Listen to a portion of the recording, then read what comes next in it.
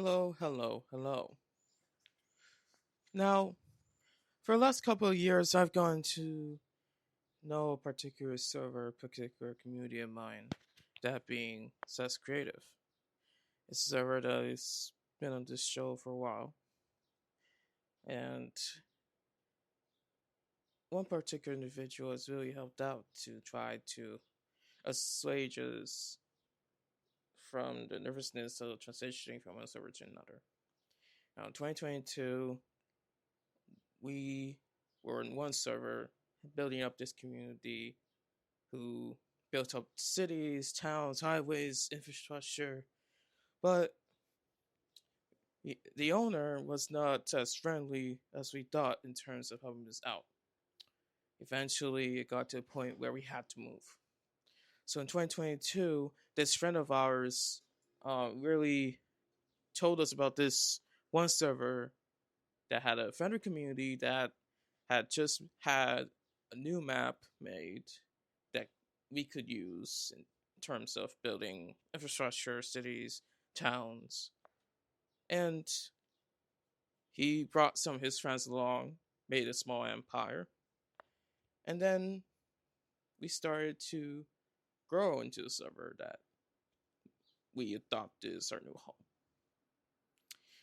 And while this friend left for better pastures, in terms of most of us, we stayed on Zest.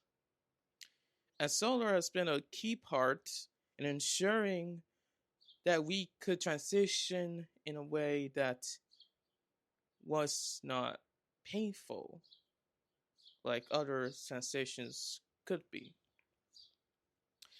He has also been an integral part of Zest today because of his dedication, of his willingness to adapt, of his abilities in general. So, as I've gotten to know him over the last 4 years, up to now, I found a person who, while we might be different in various ways, we've been able to build a rapprochement with each other and with the rest of the staff team and rest of the community in general. So in this episode 1015, I hope you see why I see Solar as a great pal, a great colleague. I hope you see that in this episode. And with enough said, I'm going to turn it to Solar for his introduction. So, take it away.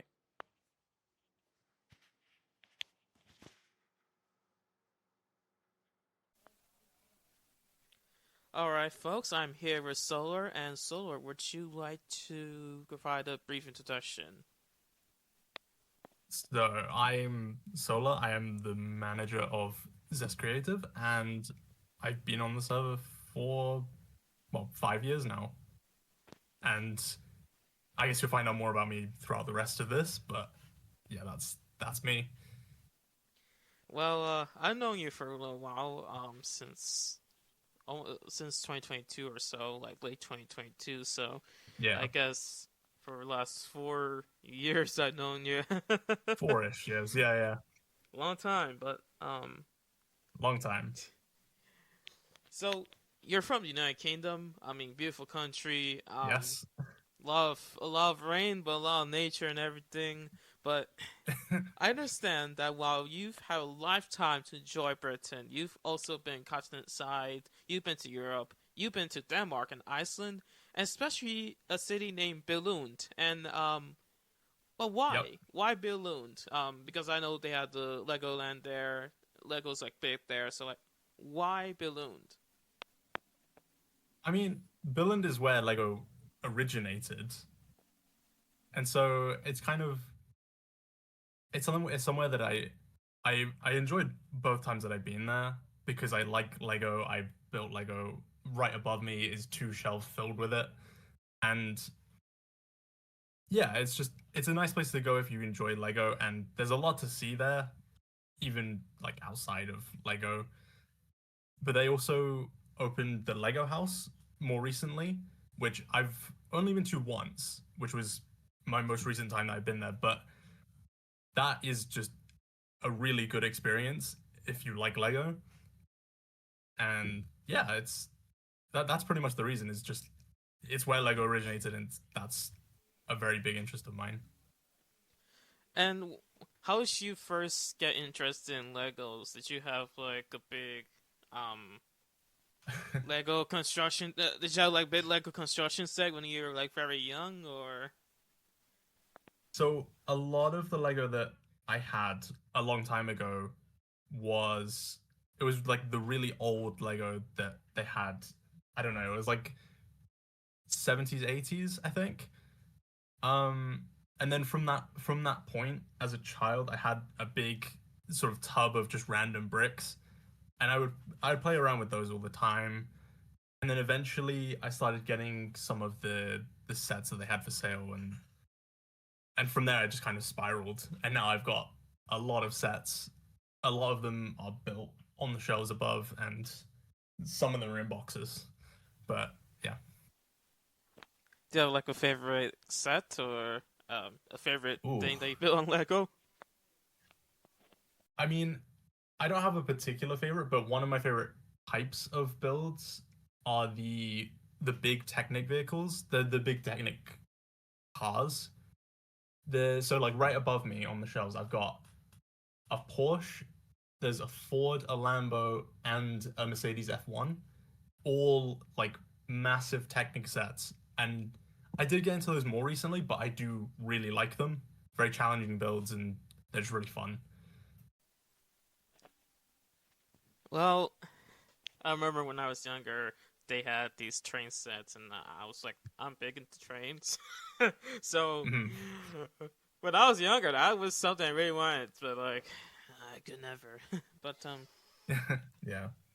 we're poor in our family. Anyway, anyway, I said earlier that you actually visit Iceland, and Iceland, as people know, beautiful country, a lot of landscapes, a lot of geographical sites.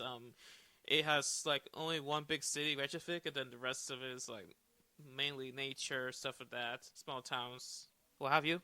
Um, what significance did that visit have in your life? What significance does nature have in your life? And did you have that sense of adventure and love for nature when you were a kid growing up?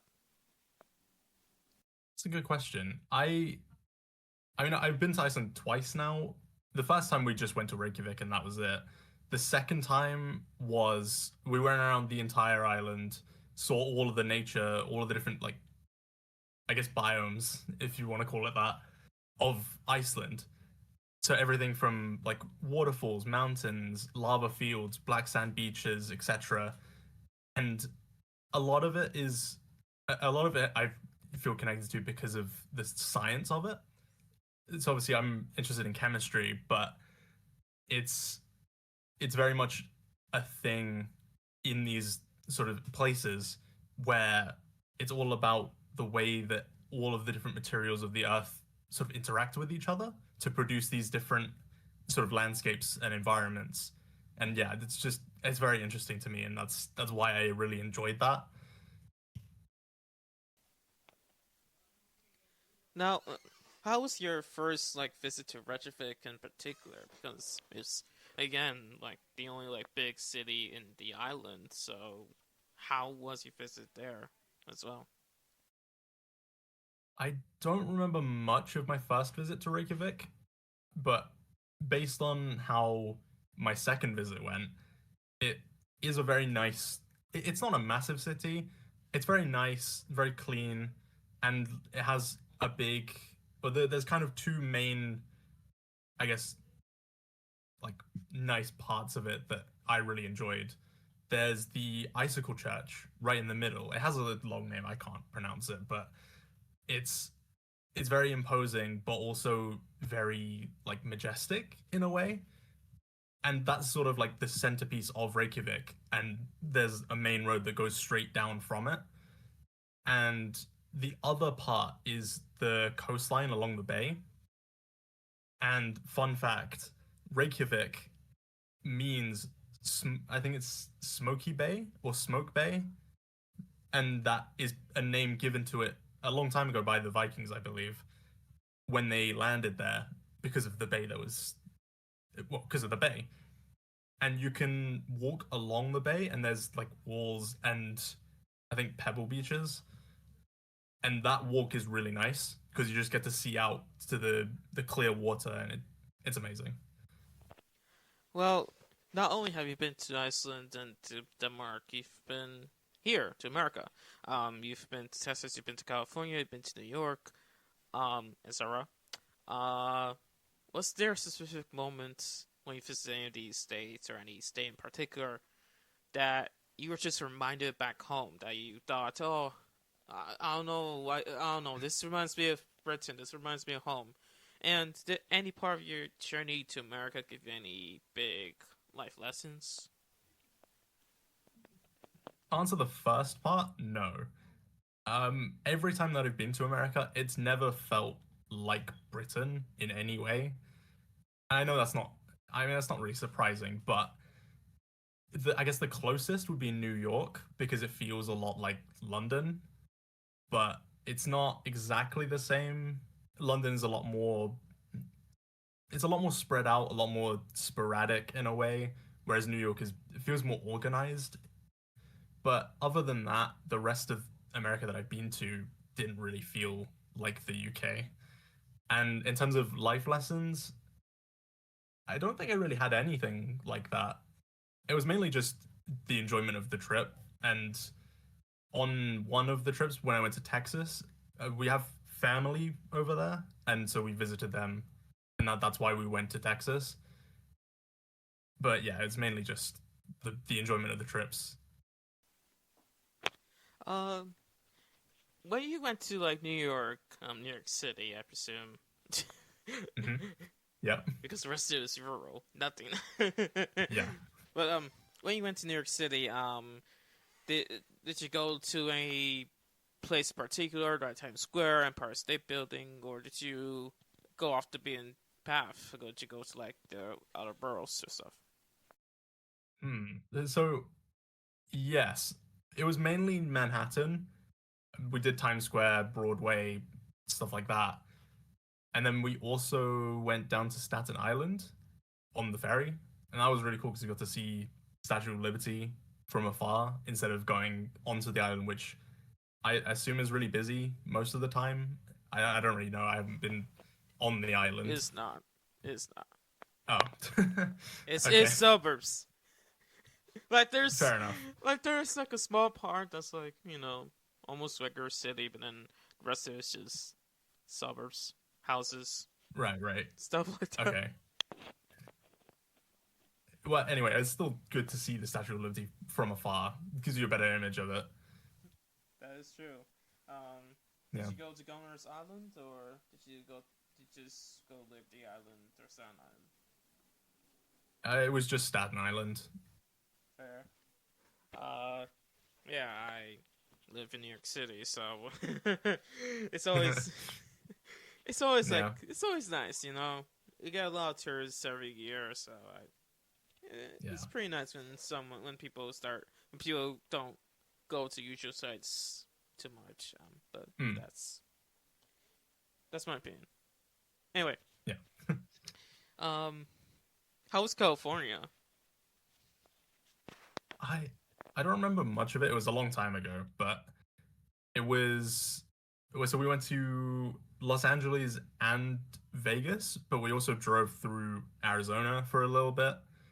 And the main things that I can remember, I don't remember much about Los Angeles, but I do know that Las Vegas at the time felt basically like a city in the middle of nowhere, which I know it kind of just is that, but I don't know. It felt a little weird. Like you're just driving through the desert and all of a sudden there's just this big city.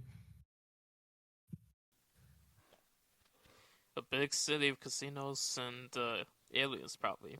UFOs. And Yeah. Yeah. Although I was too young to do any of the casinos and anything. stuff.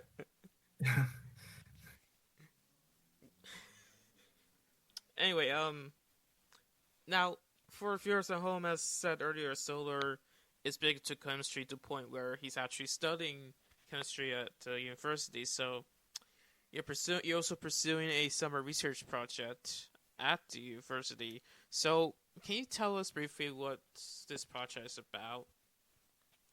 Um, that is a little bit wrong. I don't know if you misread my notes.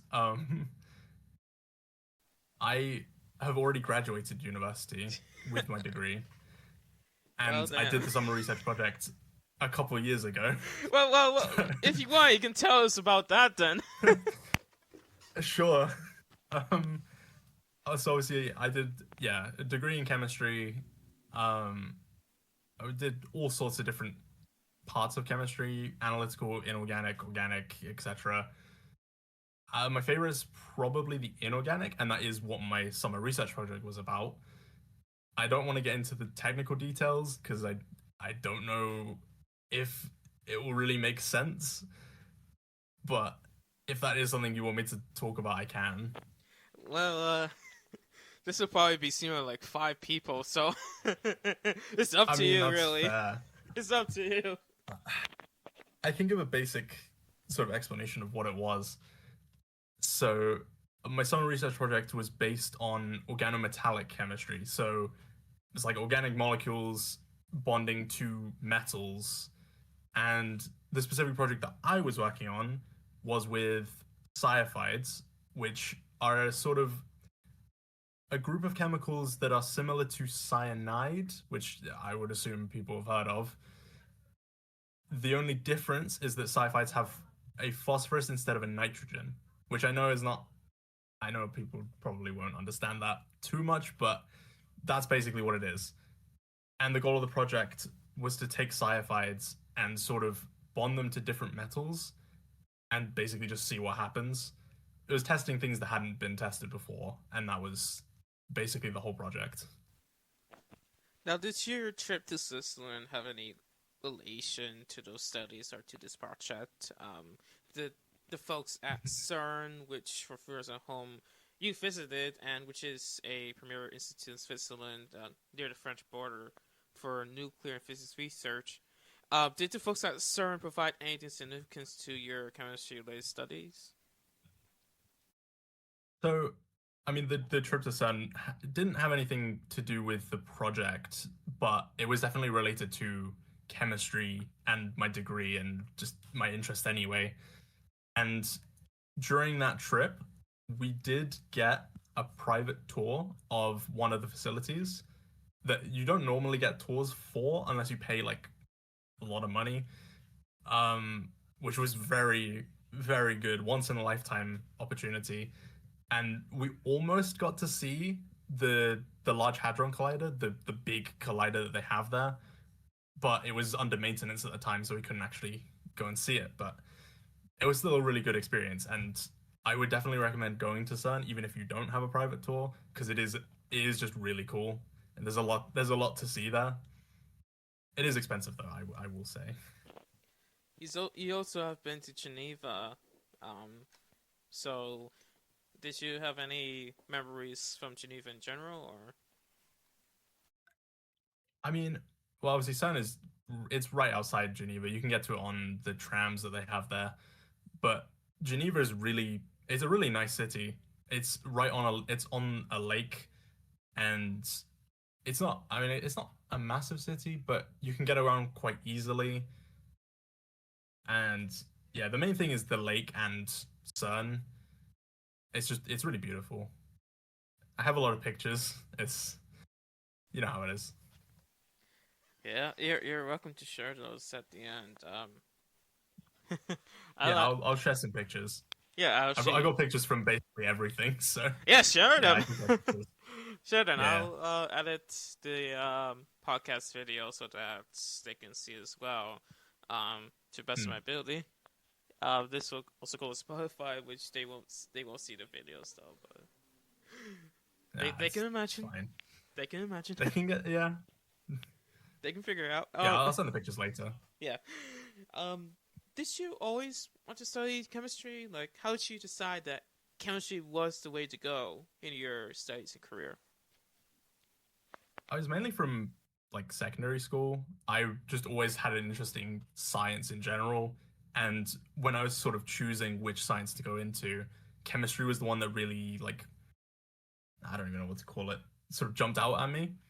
And from that point on, I did it for my later studies, and then obviously I went to university for it. And yeah, that's pretty much how it came to be. I just got it from school. That was it. Um, and did you have any other like career paths that you were thinking of pursuing before that, or while you're figuring out which one was the best one to pursue, or is it just like, boom, chemistry, I want to do this, let's go? So at the time, I didn't really have any idea of what I wanted to do. I knew I was interested in science, so it was kind of a case of just picking which science to go into. I picked chemistry, and then from that point, I then figured out what career I wanted to go to, although I currently don't have one. Um, it's mainly, I want to try and get into research, either industry research or just like general chemical research, something along those lines. But so far, nothing.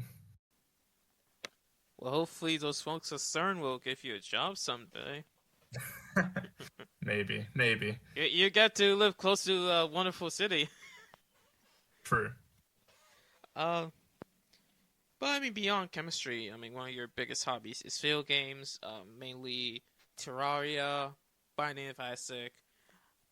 How did you hear those games, and how you like now in terms of experience with those games? Like, are you like a pro or?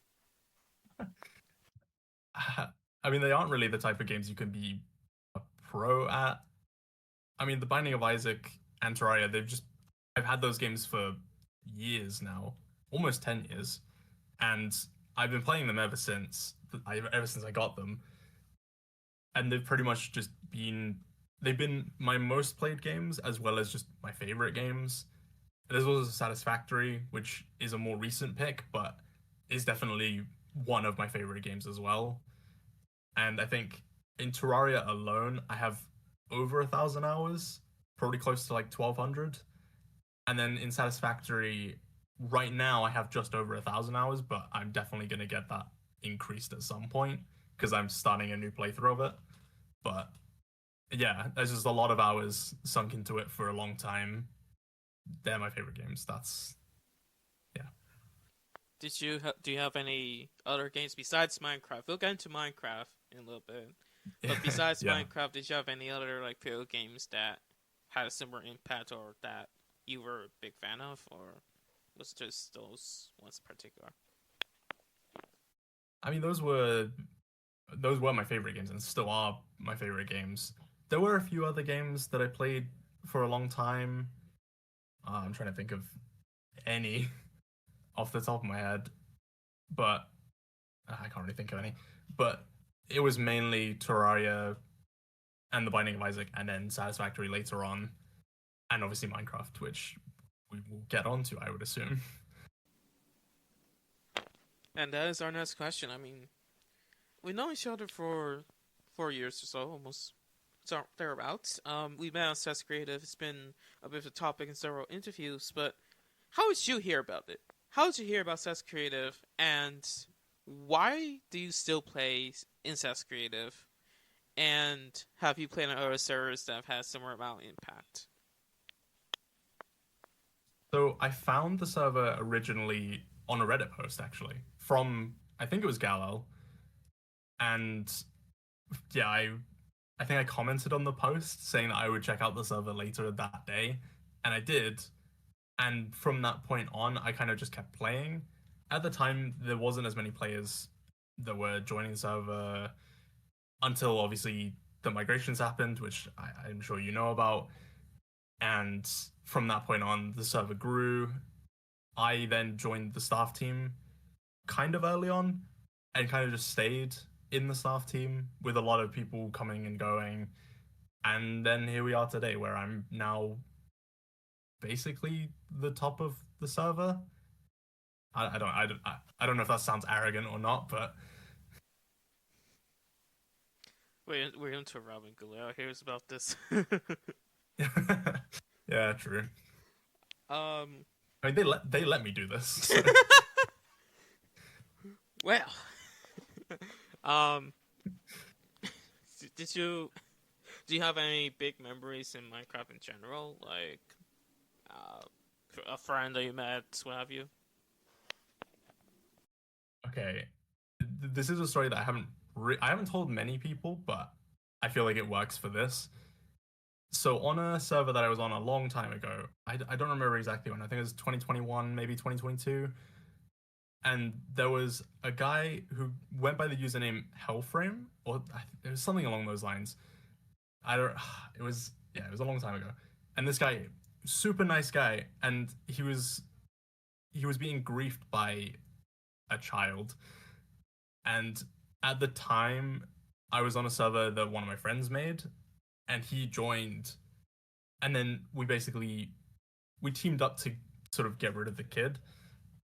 I know that sounds bad, but you know what I mean. And then we sort of kept playing. We played some modded Minecraft. We did a lot of fun things. We created a sort of modded mini game using gun mods, and that was really fun. And then at some point, I don't remember exactly when, he just disappeared. Like he deleted his Discord and didn't respond to any messages or anything. I have no idea what happened to him. Wow. Don't know. I don't know where he went. And it's been probably about 4 years now. I still don't know where he is. And yeah, that's probably one of the biggest stories that I have. That reminds me of a similar situation, but this was like a while ago, a long time ago actually. I had, and this is like this is okay. This is a long time, like 2015, 2016, probably before That's that. a long time ago. Yeah, I've been playing Minecraft for more than a decade, folks. God. Anyway, I have this friend named Sila, Syla, and I mean we were like good friends. We built stuff together, and hell, we even went on E-Dog together. And yes, E-Dog, big Hmm. the big wing server that we both know about. Yep. Know too much about that. Yes.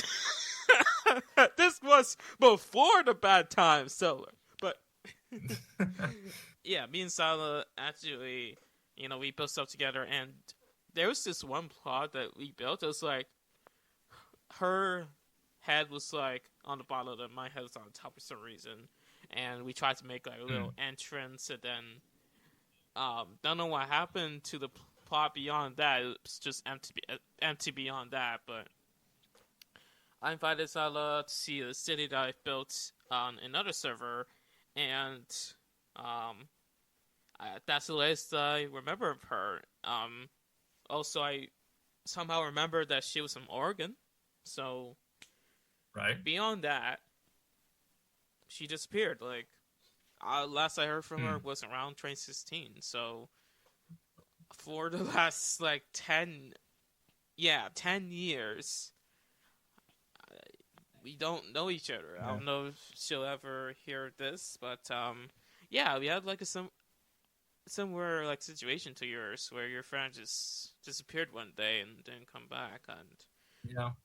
I hope he's okay or Really sad. they. I hope they're okay. I hope so.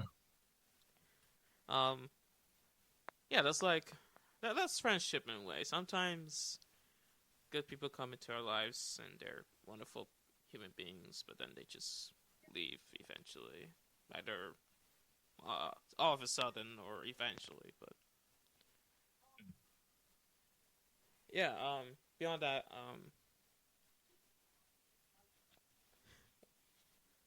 yeah. Anyway, beyond that, and beyond Minecraft and beyond video games, you've also had a hand in the trading card game scene. So, can you tell us more about that? And you've been to any tournaments? So, the main TCG that I have been playing for the longest time is Yu-Gi-Oh! And in terms of tournaments, I haven't been to any like high level tournaments, like regionals or like nationals or anything. But I do go to local tournaments quite often, and I've been playing the game for uh, I want to say about 8 years, probably longer. I don't really remember exactly when I started. And I mean, I've also dabbled in Pokemon, and I've seen a lot of TCGs around, but Yu-Gi-Oh has always been the one that I've stuck with. Why Yu-Gi-Oh in particular? I I mean, my friend introduced me to it, and he still plays Yu-Gi-Oh as well. And I mainly enjoyed the gameplay because it's quite complicated compared to a lot of other TCGs. A lot of the wording is sort of odd, and sometimes certain rules don't make sense. A lot of people say that Yu-Gi-Oh is a lawyer's game because you have to have a law degree in order to understand what the cards do. And to be honest, I agree with that statement. What um did you ever play like Pokemon TCC, or did you play like in tournaments? Did you play Pokemon, or was it just like Yu-Gi-Oh? I I never played Pokemon. I never played the Pokemon TCG competitively. It was mainly just me and my brother a long time ago until we both kind of stopped playing the TCG. I moved on to Yu-Gi-Oh, he moved on to Magic, and then that's where we are now. Oh, the format. Well, that's fair. That's fair. Um, Now I ask everyone this question, and you're gonna get the same thing. It's about regrets. Although I would like to Yeah. switch it up a bit. Do you have any regrets in your life or your career or in your hobbies that you might, if you had the chance, want to modify? And if so, or if not, would you go back in time to try to do that, or would you merely go back in time and just spectate what life was like a while ago? Hmm. That is a tough question. I guess hmm. My main regret, it's not I'm not gonna say it's a massive regret, would be the subjects that I chose in school. So in the UK, we have these things called A levels, which basically is what you do before you go to university. And you pick three subjects that you do for 2 years. And then from that point, you can then go to university using the grades from that. I picked chemistry, physics, and maths. I regret picking maths. It was the worst subject I could have picked. Even though it was important for physics, it wasn't important for chemistry. And as I mentioned earlier, I did chemistry at university. And funnily enough, one of the modules at the beginning of the degree All right. was basically just A level maths being taught again. So I didn't even need it. And I would have much rather picked a subject I actually liked. But I guess if I went back in time, I would switch it probably to geography. I really like geography. I still do. And I was really good at it. So I would have picked that over maths. But past is the past. Can't change it. Well, would you go back to time and change it, or would you go back in time and just watch, or would you just not bother? I probably would go back and change it. I don't think watching it play out differently. Well, maybe I could watch it, but no, if I had the chance to go back in time, I would just change it and see what happens. Maybe you wouldn't be into chemistry all these years. Yeah, You would probably be. I don't think Go ahead. Go ahead. I don't think my interest in chemistry would have changed. It would have mainly just been my general opinions about the A levels that I did. Fair. Uh, no, that's fair. Hell, I, I really struggle with math. And also physics. So, were I in your situation, I would not pick anything related to science. I'd probably be more history, if anything. Right. But Yeah. did you? in that kind of system, did you did you have significant challenges, or did you? Well, what's the situation where you could go through and study, understand, but not necessarily be too bothered by it?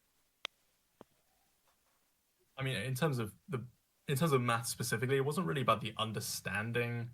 It was mainly the teachers and also just the subject matter itself.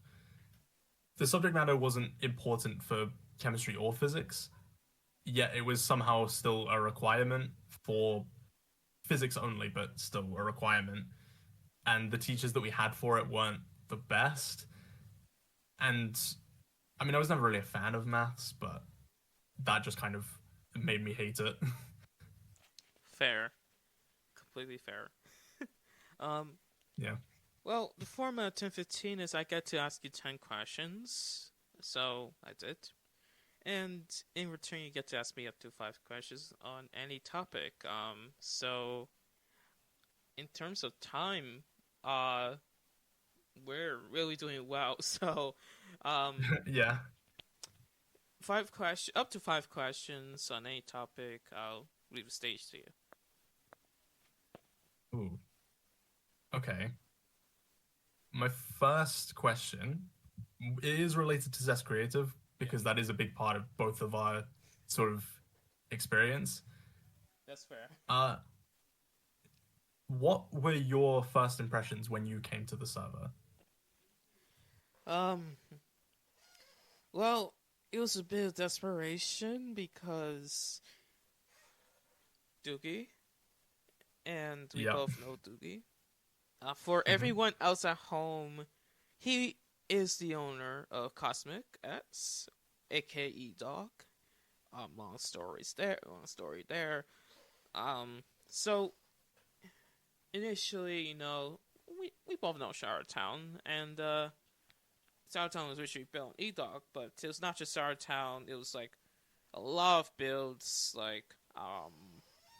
Sweetbriar, Seitu, New Wisconsin, built by Gens, and not just those communities, but a lot of other communities. So we built up a kind of mega community within the free builds part of eDog, and every once in a while things would happen in the server that we would not like, and I did not like in particular, and other people did not like in particular, but things slowly rolled into a point where being in the server was not good in terms of our settlements could be destroyed at any time. I mean, there's always that threat of griefing. There's always that threat that someone could come in and make a lava cost out of your builds. That did happen. So there was always that threat, and also the owner was increasingly belligerent, and admittedly we were too. I was, unfortunately. But we wanted to escape from that. So first we saw this server called MRT, so Minecraft Rapid Transit or Minecraft something transit. We wondered if that was a good server, and then this guy named Chief Jumbo, or Donsok, or Donsok. You know him as Donsok. I know him as Chief Jumbo. Yeah. He introduced a few people in our community to Cest. He built out FastFig. He and his community built out this empire, and then slowly he started to introduce this to the rest of us, this server to the rest of us. And our first impression was wow! Not only does this place have a wonderful community, a friendly, toxic, free community, because eDog also had a lot of toxicity too, cliques, people that didn't get along, stuff like that. And we want away from that, and Cest didn't have that. So initially it was wow, and then is this a place that we want to just escape to? And ultimately, the answer was yes. So, I guess to your question, the first impression was wow, and then second impression was like, can we get out E-Dog and come to Cess? Which was a resounding yes, for most part.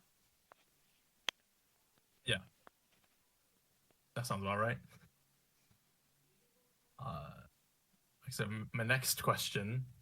So you live in New York, and I know that you do a lot of like streams where you go to protests. Yeah. And I guess my question is, what is the strangest, like weirdest thing that you've seen in New York, either during a protest or not? Just what is the weirdest thing? Well, I was born here, so I think the standard of weird is a bit like way high, but just yesterday, just last night, in fact, this guy was in the train and he had his shirt off, like his shirt off, and he was on like the far side of the train, and I guess he was just a bit agitated because he was looking at himself and muttering to himself, and I mean that's not necessarily weird though. If you want like weird,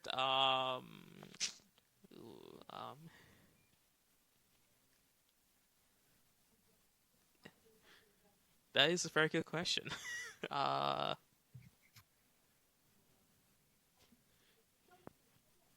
a question I don't have an answer for right now. Wait. Okay, that's fine. I just thought maybe you'd have a funny story about something that happened, but I have a yeah, it's fine. story, but it's not like funny. Right. Okay. I mean, you can share it if you want. I mean, it's not funny at all because it was like it scared me for a bit because I attended a protest and I covered it for my channel. It was back last May and it was getting towards dark. It was fine till then. I mean, it was raining, which sucked, but you could deal with it, right? But going into the night, on one side of this building, people were building barricades and stuff like that, and the police were there on one side, the protesters were on the other side, and the police said that if they didn't move, they'd be arrested, stuff like that. Eventually, the police came in because they set their warnings. They're moving to arrest, and they were throwing peppers. They were like not throwing, but like using pepper spray. That was not the scariest part. The scariest part was I saw a cop like physically grab this individual, slam him into a wall, and that fucking scared me. Yeah. So for I guess the rest of that, I was like, I gotta go, and I mean I stayed for a little bit, but then I just left, and that kind of scarred me for the rest of the night. I had to tell an acquaintance about what happened, and I think they advised me to write it all down or take the shower, get your thoughts out, and I suppose that is the scariest part. That's the scariest story I got. Fair enough. Yeah, that would be quite scary to see a violent act like that. Yeah.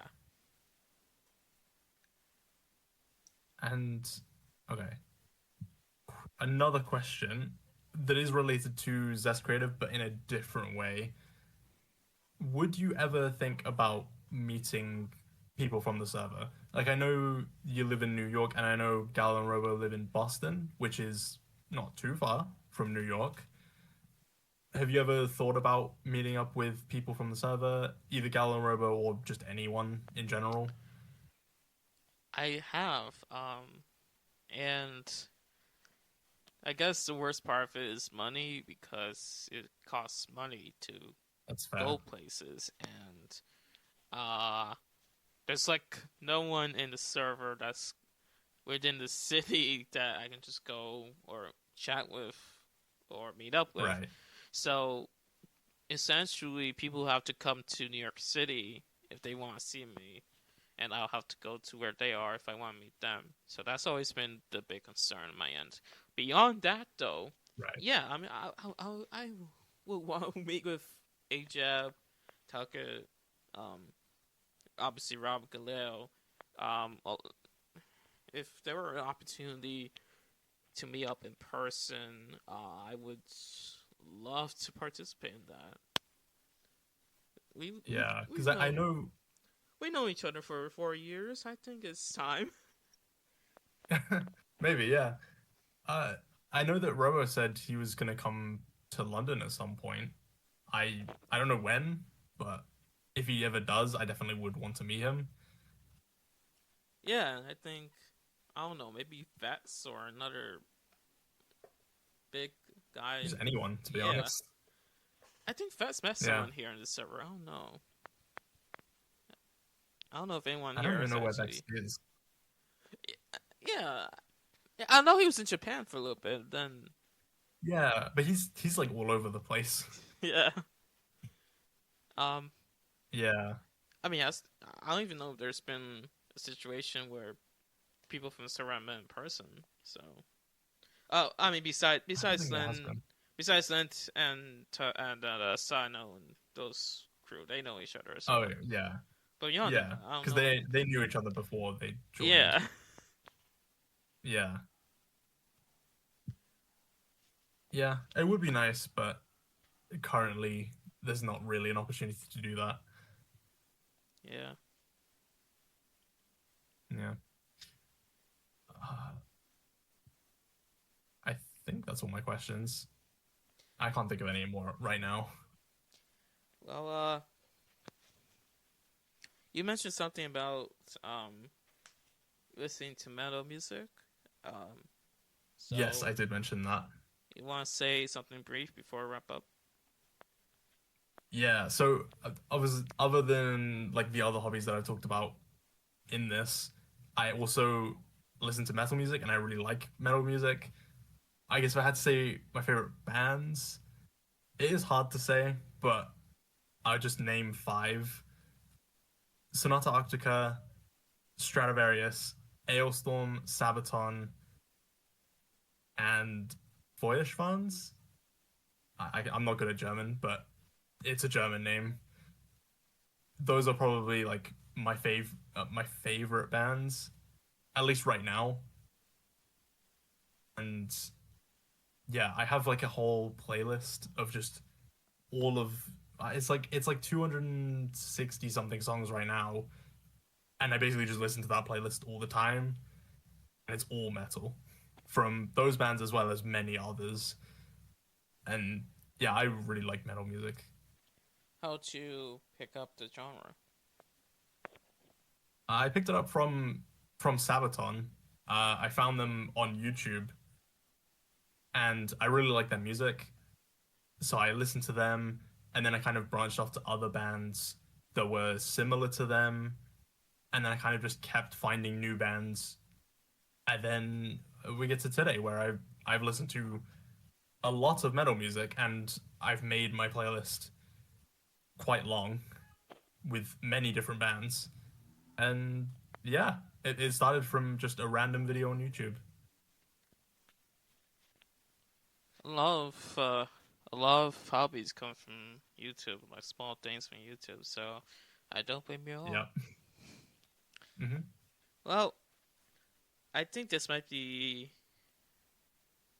I'll have to check really quickly, but I think this might be the shortest episode ever. So Yeah, that's it feels short.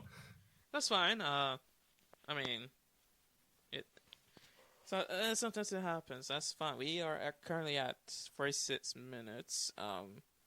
So beyond that, did you have anything? I say this and then I ask you this question, but like, did you have anything else you wanted to say, or? I guess the only other thing I wanted to say, just for the podcast, join Zest Creative if you do want to join a really good creative server with roleplay of both modern and medieval, or just free build, city build, etc. If any of that is of interest to anyone listening, join the server. I'm assuming there's going to be a link in the description somewhere. Yeah. I have a feeling that's all I wanted to say. I have a feeling this will only be fueled by people from Zest Creative, so. That's fair, but if anyone else does listen, the link is there. Yeah. Okay, I checked, and we are not the shortest episode. We are second shortest by 3 minutes. So, congrats. I guess. Okay, I'll take it. I'll take it. But a 47-minute podcast episode is not too It's not too indicative of a 4-year friendship, and so we're it was nice knowing you. Before we throw it back for the conclusion, any final words, or that's it? Oh, no, that's it. I don't really have anything to say. All right, everyone, and with that, I'll turn it to myself for the conclusion, and I'll see you folks there. Bye. Bye. I'm sitting here at Little Island, a wonderful place in Lower Manhattan, just off the Hudson. And it's a bit windy out, but what I can tell you about our friendship with Solar is it's not a windy one, that's for sure. Sometimes it feels like a storm, but other times it doesn't. In that interview, I think you feel something. You feel like there is a purpose to this friendship. That we're not just colleagues in the server, that we're more of we're more friends than anything. And this interview has really shown that. And as the wind blows off my face and as the leaves around me are moving about, this relationship has not really moved that way, one way or another. We're friends for a reason, and I think this interview will have shown a little bit of that. With that being said, thank you so much for watching. I'll see you next time. Cheers.